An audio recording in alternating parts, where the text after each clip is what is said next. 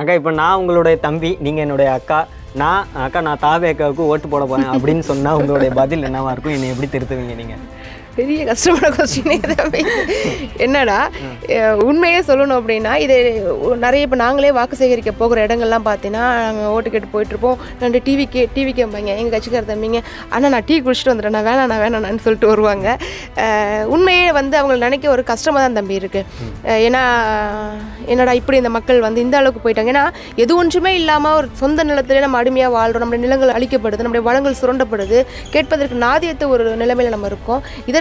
அப்படி இருக்கும்போது இவர்கள் வந்து திருப்பியும் அந்த வந்து நடிகர் பின்னாடி போயிட்டு இருக்கின்ற போது அவர்களை பற்றி கோவம் வரல.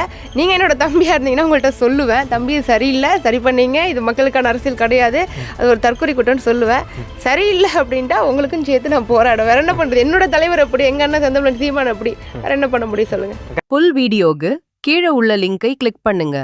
அஞ்சு மீடியாவை சப்ஸ்கிரைப் பண்ணுங்க.